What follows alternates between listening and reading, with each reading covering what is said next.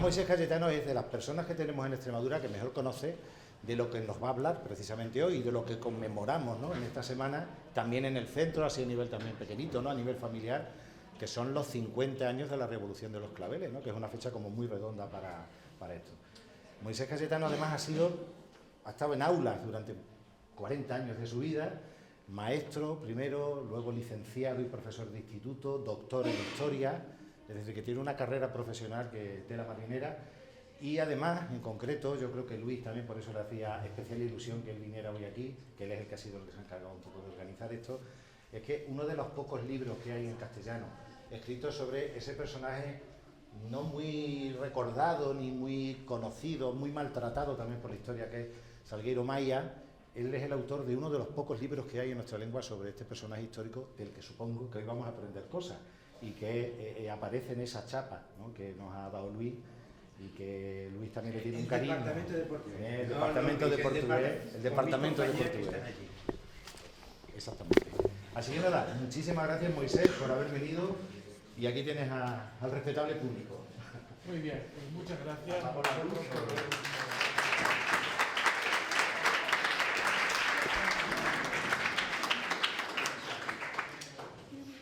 Bueno, yo estaba aquí 2 años de profesor en este instituto, 2 años, las aulas entonces no sé ahora, pero eran de 45 alumnos, o sea que, y daba fundamentalmente bachiller, primero y segundo de bachiller, historia y arte.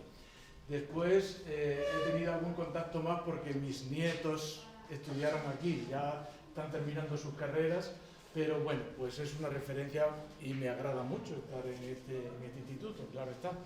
Y os voy a hablar de un tema dificilísimo para mí, porque hablar menos de 3 horas de este tema me resulta complicado. Y me dicen que hable menos de 1 hora, vamos a ver cómo me las arreglo.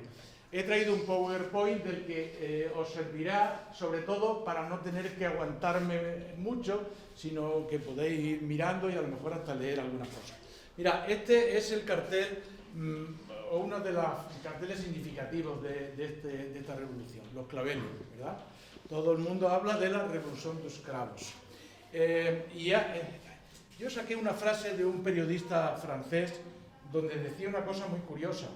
Decía, a ver si veo, aquí, dice: confieso que nunca había cubierto una revolución donde en vez de tiros se distribuyeran flores. Y es verdad, todas las revoluciones son sangrientas, es decir, unos militares se enfrentan a otros, luchan y mueren muchos. La guerra, que no la habréis estudiado quizás todavía o muy por encima, la Guerra Civil Española, pues fue provocada por un golpe de Estado.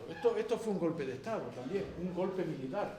Y el nuestro, como no triunfó, pues llevó a una guerra de 3 años. Y en esa guerra de 3 años murieron 1 millón de personas.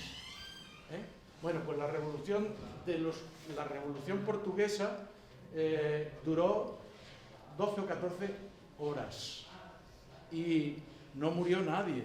Bueno, sí, después la policía secreta hizo unos disparos a unos jóvenes y desgraciadamente en esa revuelta murieron 4 chicos y uno de los policías que corrió, pues también 5. Pero bueno, eso era al margen de lo que era el hecho revolucionario. Esto es una revolución incruenta, donde no hubo muertos y donde se resolvió todo en un día, en un solo día. Es algo muy extraño. Este cartel lo tenéis por ahí fuera. Es el cartel más emblemático de la Revolución de los Cravos. ¿Por qué? Mirad, el significado del clavel, el de la foto. La inocencia de un niño que se une a los soldados por un símbolo de paz, el clavel. Y eso, la verdad es que la foto es un poco falsa, Mirad, veis, el niño va descalzo, porque es que la pobreza en Portugal era muy grande en esa época, y sobre todo en esta gente vecina nuestra, del Tello, con las ropas rasgadas. Digo que es un poco falsa porque es que fue preparada para el hecho. Y ese niño era un niño, bueno, pues de una clase media normal, pero quedaba bien que se mostrara cómo el pueblo estaba en una situación muy difícil pasándolo mal, con hambre, con necesidades, y la revolución a través de la paz que significa traer, pues iba a dar una solución a esos problemas. A ver, Portugal tenía los dirigentes portugueses, el gobierno tenía orgullo de sus colonias. Decía que Portugal no era pequeño, porque siempre han tenido un poco complejo de ser un país pequeño. No llega a 100.000 kilómetros cuadrados, es 5 veces más pequeño que España, y siempre han pensado que ellos eran el hermano menor. Pero al mismo tiempo decían, no, Portugal no es pequeño. Portugal no es un país pequeño. Superponían en el mapa de Europa sus colonias y decían, mira, como al final no le llamaban colonias, sino provincias, como nuestras provincias al otro lado del mar son muy grandes, realmente Portugal es todo eso que está en rojo oscuro. Es decir, tan grande como media Europa. Portugal no es pequeño, es muy grande. Ese era su gran orgullo. Pero ¿qué ocurre? Pues que en los años 50 los países africanos comienzan un proceso de independencia. Independencia de las colonias de Francia, de Inglaterra, de Alemania.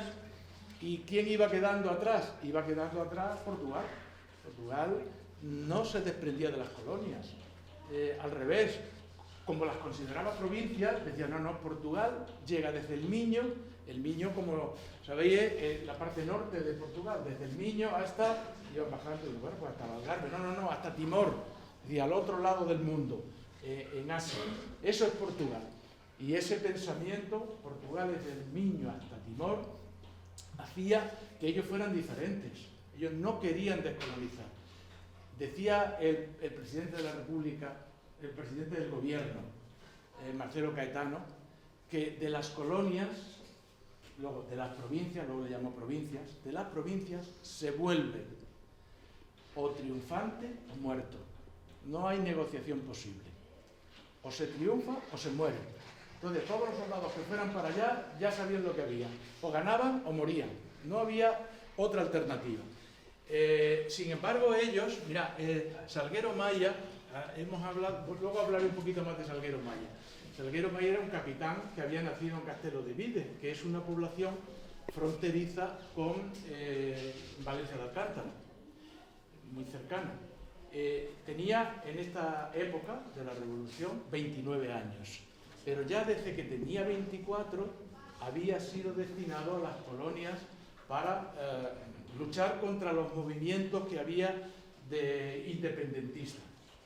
El gobierno portugués le llamaba a los independentistas terroristas, porque decía que lo que hacían era crear el terror y matar, pero eran terroristas, no eran independentistas. Bueno, pues Salguero Maya dice que al principio él pensaba así. Todos los jóvenes militares que iban a las colonias, es decir, estos que tenían 24 años, 26, con mucho 30, pensaban cuando los destinaban por primera vez, vamos a defender a la patria única que va desde Miño hasta Timor. Eso pensaban todos. Pero luego ellos van diciendo, aquí lo tengo reflejado, que van comprendiendo que la guerra es injusta, porque ellos están en un terreno que no es el propio, porque los que están allí están defendiendo la independencia. Y dicen, lo mismo que nosotros hicimos cuando nuestro territorio fue invadido por los musulmanes. Se inició lo que llamamos, decía Salguero Maya, la reconquista. Reconquistamos nuestra tierra, luchamos contra ellos. Y pensó, pues ellos están haciendo lo mismo. Están luchando contra nosotros, que le estamos ocupando el territorio. Bueno, ahí había mostrado, veis dónde está, por si alguno no se ubica, aquí está Portugal, esta es Guinea y Cabo Verde, Angola al oeste y Mozambique al este ya en la parte austral.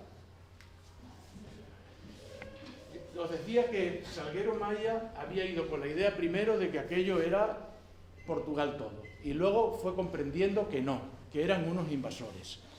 Pero no solo lo pensaba así Salguero Maya, lo pensaban uno a uno todos los militares de Abril. Yo he leído muchas memorias, porque muchos escribieron las memorias, he conseguido hablar con otros de ellos, porque, claro, para vosotros somos inmensamente viejos, pero para mí pues, son gente de mi edad casi, un poco más, pueden tener 75 años, 76, es decir, gente con la que se puede hablar bien y recuerdan los hechos.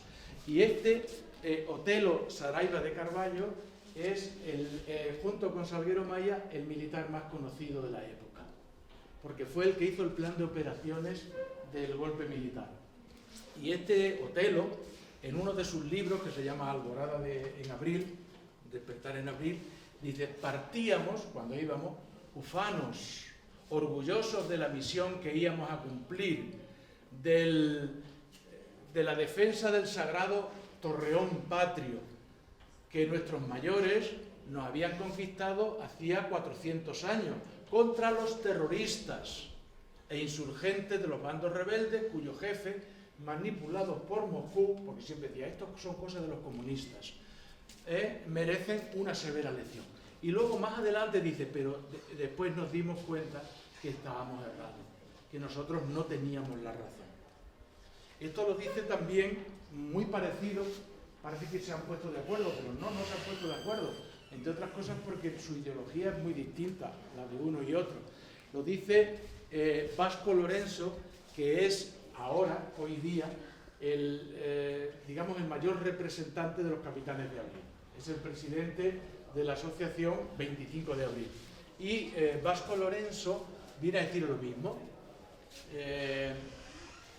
El contacto con los soldados, con los muchachos que tenían 18 años o 20, les hizo ver que aquello era una situación injusta y que había que acabar con esa situación.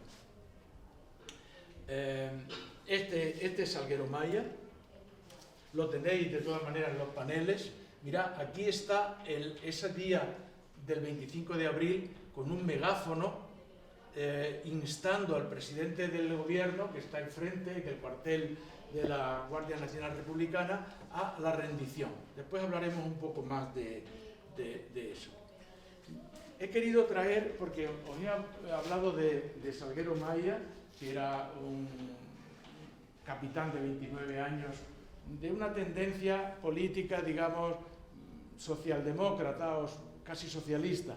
Os he hablado de Otelo Saraiva de Carballo, que tenía una ideología muy revolucionaria, muy de izquierda, más allá incluso de los comunistas, de Vasco Lorenzo, también socialista, pero también os quería traer, para que veáis cómo todos pensaban parecido en este sentido, a este otro, Jaime Neves. Jaime Neves era un militar también de parecida edad, de 30 años, de extrema derecha. ¿Veis qué diferencia entre uno y otro? Sin embargo, él declara en este libro: la imagen de los negros tratados como ganado nos marcaron de tal manera que entramos en rebelión, llegando a gritar para el comandante, para su propio comandante. Al final, ¿es que todavía hay esclavitud en Portugal?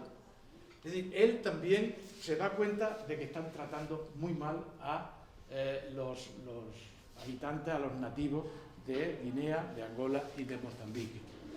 Bueno, pues con todas estas razones ellos piensan, hay que acabar con este estado. Cuando Salguero Maya en Santarém, la noche de la preparación del golpe, reúne a sus soldados y a sus graduados, porque él en Santarém estaba en un cuartel que se llamaba Escuela Práctica de Caballería, y para formar a quien quería ser sargento y quien quería ser oficiales. Los reúne a todos en una explanada y les dice, lo digo en castellano: señores míos, hay muchas clases de Estado. Estado comunista, Estado socialista, Estado socialdemócrata y el Estado al que llegamos. Y el Estado al que llegamos no se puede continuar. Tenemos que acabar con la dictadura. Quien esté de acuerdo conmigo, que dé un paso al frente. Y el que no, que se quede en la formación. Todos dieron un paso al frente, todos querían ir a Lisboa a acabar con la dictadura. No pudieron ir todos porque no cabían en los 15 jeep y 10 carros de combate que llevaba. Solamente podían ir 220 y fue lo que llevó, 220.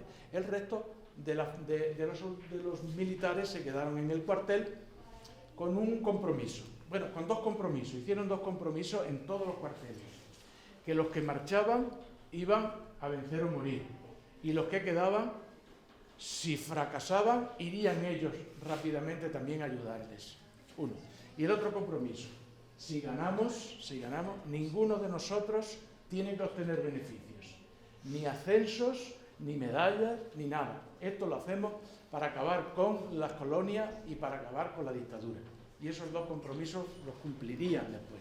Mira, este es el plan de operaciones que trazó ese militar del que os hablé, Otelo Saraiva de Carvalho, que era, nosotros aquí tenemos la costumbre de llamar, no sé si vosotros entendéis de lo que la jerarquía militar, ¿verdad? Sargento, ¿os suena? Alférez, teniente, después de teniente que viene, no, después de teniente viene, ¿cómo? Capitán. ¿Y después de capitán qué viene? No. Comandante le decimos nosotros, comandante. Esa palabra no existe casi en ningún ejército como tal grado. Porque comandante, fijaros bien en la génesis de la palabra, comandante es el que comanda, el que manda. Y un comandante puede ser cualquier grado. Un comandante en Badajoz de la Guardia Civil es un teniente coronel, porque es el que comanda a Badajoz. En mi pueblo está aquí cerca, se llama La Roca de la Sierra, el comandante de la Guardia Civil es un sargento, porque comanda, porque manda. Es decir, ¿y cuál es la palabra entonces que hay que utilizar? Mayor. Es alférez, teniente, capitán, mayor, teniente coronel, coronel, general. Bueno. Bien, pues el mayor Otelo diseña el plan de operaciones. Aunque nosotros nos fijamos muy bien en la figura de Salguero Maya, porque tuvo la suerte, digamos, de centrar las operaciones, pero todo estaba muy bien diseñado. Mira, en todas partes de Portugal había algo que hacer, porque lo importante para ellos era, primero, ocupar todos los cuarteles. Primero.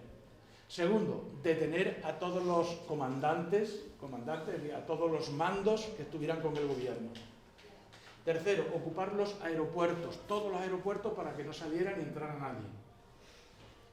Cuarto, ocupar los bancos, para que nadie se llevara las perras, que se las llevaban.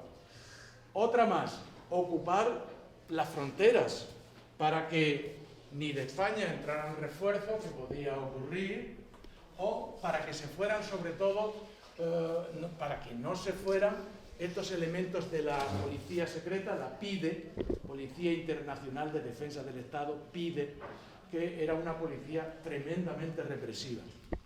Entonces diseñan todo, claro, todo, fundamentalmente se centra en Lisboa, pero mirad, las fronteras, ¿veis? Las van tratando de ocupar todas, y las ocupan. Y os digo una curiosidad, la única frontera que no se ocupa es esta. ¿Sabéis cuál es?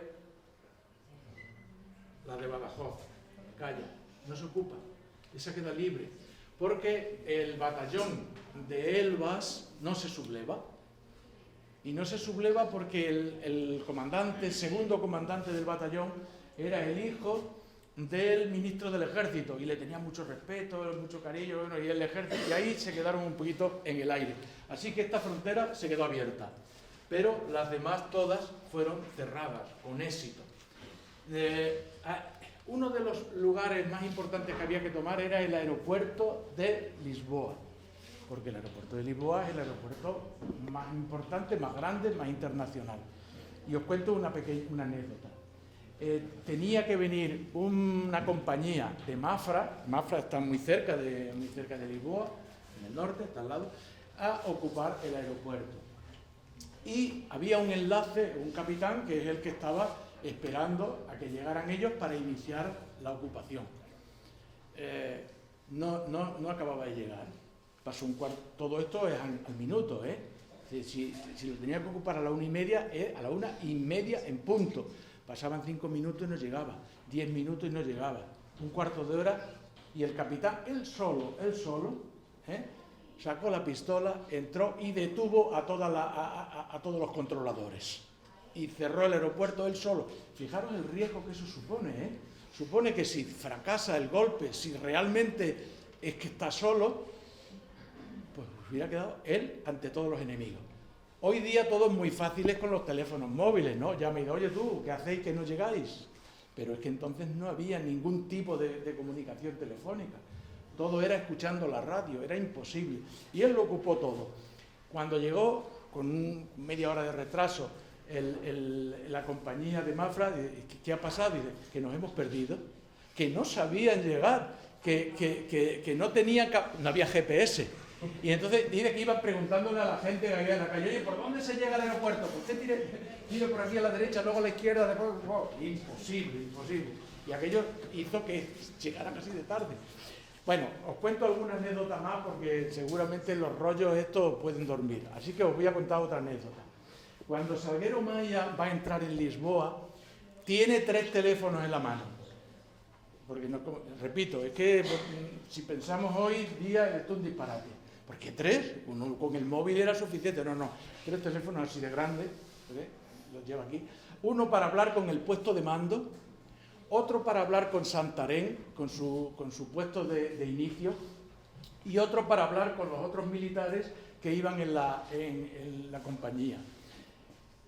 Y iba tan centrado en sus conversaciones que de pronto frena el jeep donde iba y se dio un golpe contra el parabrisas.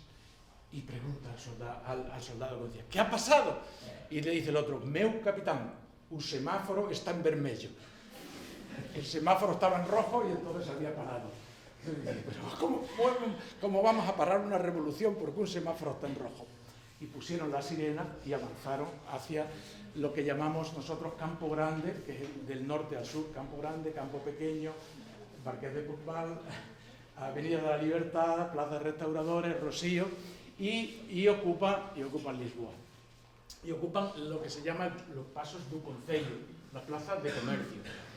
Ahí en la plaza de comercio se viven unas situaciones muy tensas porque ya el gobierno sabe que los soldados están na rúa, están en la calle, y manda una contraofensiva. Primera contraofensiva. En el Atlántico, ya en lo que es en la propia costa, a ver aquí así, aquí había operaciones de la OTAN. La OTAN tenía barcos, fragatas, que estaban haciendo simulacros de operaciones de invasión. Y el gobierno manda que una fragata es una nave muy grande, por aquí me parece que había un dibujo, sí, esta, una fragata vaya a lo que llamamos el Mar de la Paja, que es el frente de la Plaza de Comercio, la zona más central, se sitúe y dispare contra las tropas de Salgueiro Maia. Mirad, un obús de una fragata da un disparo y los soldados se convierten en polvo, porque tiene tal potencia de fuego que los hubiera arrasado a todos. Y entonces esa primera situación fue tremenda, porque estaban llegando. Como ellos tenían establecidas escuchas por todos sitios, en el sótano del Ministerio de la Marina, que está allí en la plaza, había el marine se llama capitán teniente, sería lo que en el ejército un capitán, que se llama Almada Contreiras, una persona excepcional, que por cierto tradujo uno de mis libros al portugués, Almada Contreiras, porque es de familia española.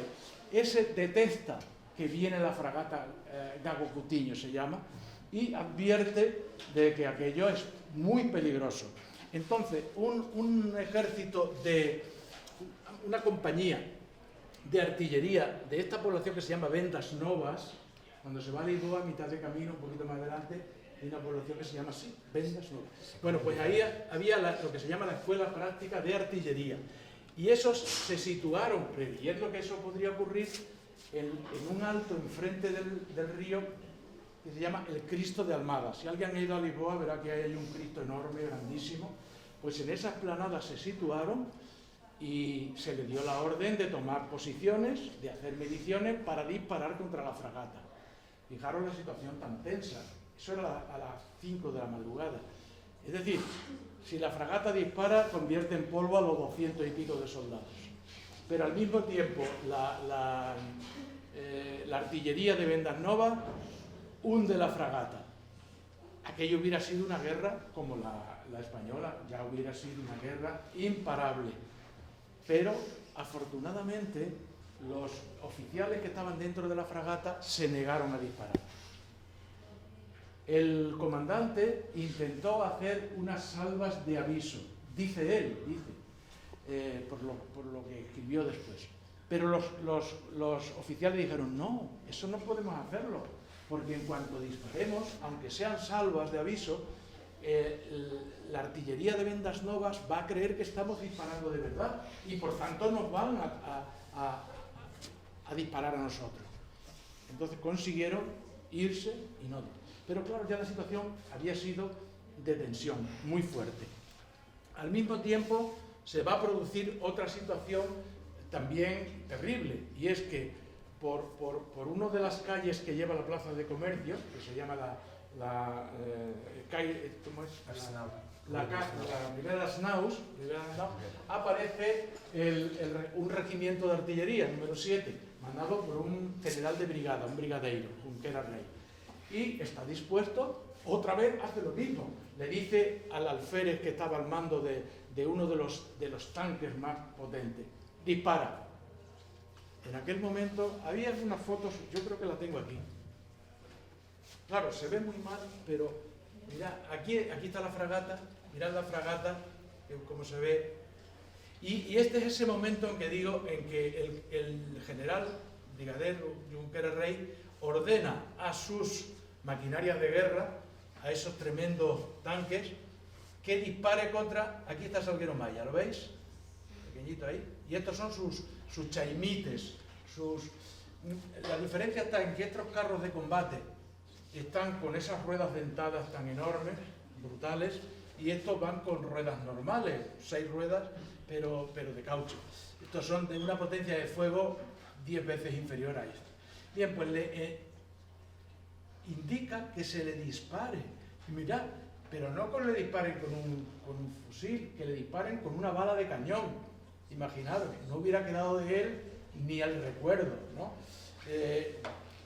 Se niega. El alférez al mando dice que no dispara, que eso no lo puede hacer, que no puede disparar contra una persona que está sin ningún armamento, que va a dialogar, a parlamentar. Lo detiene al alférez y le indica al cabo que está al mando del cañón que lo haga él. Y el cabo dice, yo sin mi alférez no obedezco órdenes. Cierra la escotilla y lo único que puede hacer el general, lleno de rabia, es disparar su pistola e irse. Bueno, hay muchas más anécdotas, pero si no, no acabamos nunca.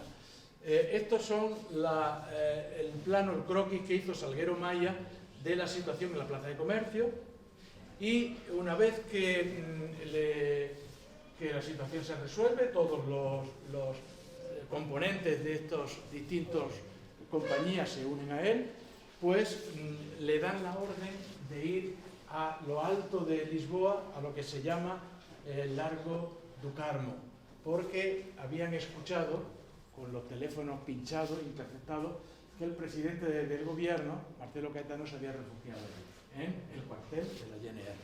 Y hacia allá se dirige. Estos son las distintas compañías que participaron en las operaciones.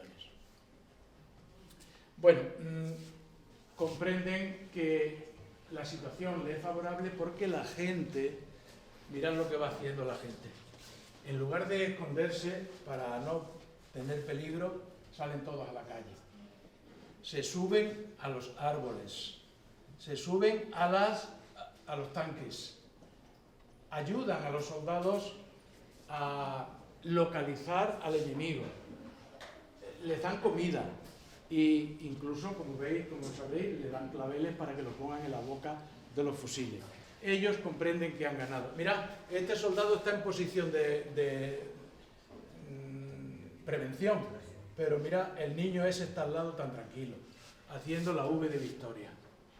Como lo hace aquí este Salguero Maya, como lo hace un alférez, este se llama Maya Loreiro, que cuando ve a tanta gente que le favorece, comprenden que han ganado y dicen victoria, victoria.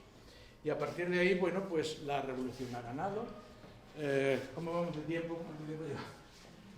¿Cuánto queda? Para que suene 5 minutos, ¿no? Bueno, pues vemos. La revolución se ha ganado. Y como se ha ganado, ya llega un momento... A ver, voy a contaros otra anécdota curiosa. ¿Una o dos o tres? ¿Cuántas? Bueno, a ver que me acuerde de... Mirad, todo en cuanto estamos hablando del presidente del gobierno, pero allí había un presidente de gobierno y por encima de él hay otro que se llama, aquí se llama rey, ¿verdad? Allí se llama presidente de la República. El presidente de la República era un almirante de la Armada, Américo Tomás, pero era un hombre como una figura de paja, que no le tenían mucha consideración. Otelo le llamaba el cortacitas, cortacinta, porque dice que lo único que valía para inaugurar cosas. Iba con una tijera siempre inaugurando. Eso dice. No estoy tan seguro. Bueno, pero se habían olvidado de él. Y dijeron, ¿dónde está Américo Tomás? No lo sabemos. Pero aparece, cuando se hace cargo del poder, un general que se llama Spínola, al que llaman para que tome el poder, aparece con él uno de sus ayudantes. Lo quería muchísimo, era como su hijo. A Spínola no tenía hijo, pero este teniente coronel para él era como su hijo. Y el teniente coronel estaba dando la lata en el puesto de mando, porque sin haber participado en las operaciones, como era ayudante de Spínola, pues iba mandando. Y dijeron los otros militares, ¿cómo nos quitamos del medio a este pesado? Almeida Bruno, ¿cómo nos lo quitamos del medio?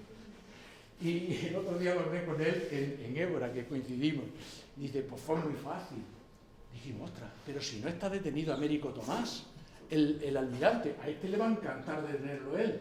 Y entonces le dijeron, meu tenente coronel, ¿quiere detener al presidente de la República? El otro se puso como un pavo. Claro, sí, voy a detener al presidente de la República. Y de pronto dice, pero necesito dos condiciones. Primero, iba vestido con traje de faena. Me tengo que fardar de uniforme de gala, porque para detener a un presidente de la República hay que vestirse de gala con todas las condecoraciones en el pecho. Pues sale, vete a tu casa y tráete eso. Y segunda condición, a un almirante, presidente del gobierno de la República, no lo puedo detener en un coche normal, como mínimo tiene que ser un Mercedes de alta potencia. Y tienen que andar buscando un Mercedes, porque si no, no pueden detener a un presidente de la República. Para que veáis, en medio de una tensión tan grande, donde se están jugando la vida, donde pueden morir miles de personas, hay estos detalles tan curiosos, tan interesantes. Salguero Maya, cuando le ordenan que, en vista de que Marcelo Caetano no acaba de rendirse, haga una ráfaga de ametralladora sobre la fachada del cuartel du Carmo, como él ve que los cristales son cristales de lujo, muy buenos, dice, no puedo. ¿Por qué? Dice, porque ¿quién paga los cristales? ¿Quién paga? Eso lo cuento, pero ¿quién paga los cristales? Ya los pagará alguien. Y hay momentos así de tensión dentro de ellos. Estos son los personajes más conocidos de la Revolución de los Claveles, para que le tengáis la figura. Otelo, el que hace el plan de operaciones, Salguero Maya, el que detiene a Marcelo Caetano, y luego estos otros dos generales, que fue el Vasco González, que fue presidente de gobierno, Costa Gómez, bueno, Spínola, Álvaro Cuñal, el secretario del Partido Comunista, y Mario Soares, secretario del Partido Socialista. Son las figuras que luego, a lo largo de la segunda parte del 74 y del 75, más influencia van a tener. Pero ya paso de largo porque si no, no acabamos. Bueno, luego después hubo momentos,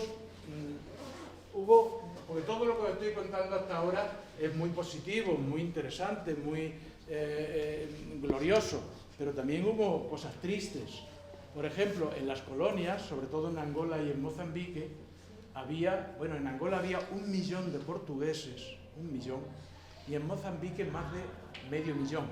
Y temían que los nativos fueran a vengarse de esta situación tremenda que habían vivido durante los 13 años de guerra. Incluso hubo asaltos, hubo violencias, y entonces la mayoría decidieron volver. Regresaron de Angola 500.000 personas y de Mozambique 300.000. Pero claro, regresaban, mirad, de una manera tumultuosa. Imaginar meter a 800.000 personas en aviones, pues ¿cómo? Traerlos en barco era dificilísimo. Muchos tuvieron que dejar allí sus casas, sus coches, sus posesiones, incluso su dinero, porque no podían venir con dinero, y eso fue uno de los hechos más, digamos, más tristes.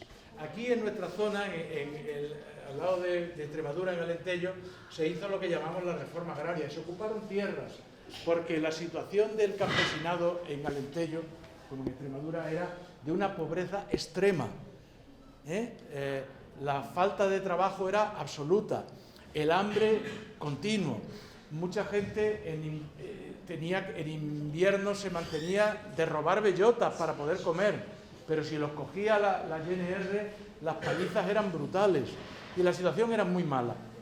Y se ocuparon muchas tierras. Se ocuparon tierras y se inició lo que se llama la reforma agraria. Bueno, voy a terminar ya, Este es Salguero Maya. Bueno, este es mi libro sobre Salguero Maya. Y Salguero Maya, que había triunfado, que había hecho hechos gloriosos, pasó a ser bastante relegado, bastante arrinconado. Me acuerdo que le pregunté en una ocasión al general Matos Coello, que era un amigo mío de otros estudios, y amigo de Salguero Maya, oye, ¿por qué relegaron tanto a Salguero Maya? Le dieron malos destinos, no acababan de centrarlo donde debía, y me decía él, por envidia. Lo había hecho tan bien que lo que sentían los demás, sus superiores, era envidia. Y él porque murió muy joven, murió con 47 años de cáncer, cuando sintió que iba a morir, escribió su testamento, esto está a mano, de Salguero Maya. Y fijaros lo que dice, lo digo en castellano. Determino que quiero ser sepultado en Castelo de Vide, en el suelo, y que utilicen el cajón más barato del mercado. El transporte debe hacerse por el medio más económico, preferiblemente en coche militar. Durante el funeral solamente quiero la presencia de amigos, a quien pido que entonen Grando la Vida Morena. Grando la Vida Morena es la marcha de la Revolución y la marcha del movimiento de las Fuerzas Armadas. El otro capitán del que hablé, Vasco Lorenzo, ha declarado, porque era amigo suyo, y dice, ¿sabes por qué quería que se cantara Grando la Vida Morena? Dice, porque pensaba, muchas personas de las que van a asistir a mi funeral son aquellos que me han tratado mal, dirigentes políticos, y no saben cantar ni quieren cantar Grando la Vida Morena, pero al menos tendrán que oírla. Y en su muerte él reconoce que a él y a los militares, estos jóvenes que lucharon tanto, no se les reconoció nunca los méritos que tenían. O sea, en otras palabras, que la revolución fue muy bonita, muy pacífica, pero los que la hicieron no fueron muy bien tratados, sino que por la envidia pues padecieron una relegación. Ellos ahora, que todavía viven muchos, la inmensa mayoría, ninguno llegó a general. Terminaron de mayores, de tenientes coroneles, luego coroneles efectivos. Y se acabó. Solo decir, para finalizar, que la Constitución portuguesa tiene en su preámbulo actual todavía esta frase que resulta así como un poco rara. Queremos abrir camino para una sociedad socialista. Lo cual no deja de ser extraño en un mundo tan capitalista como aquel en el que estamos. Punto y final. Muchas gracias.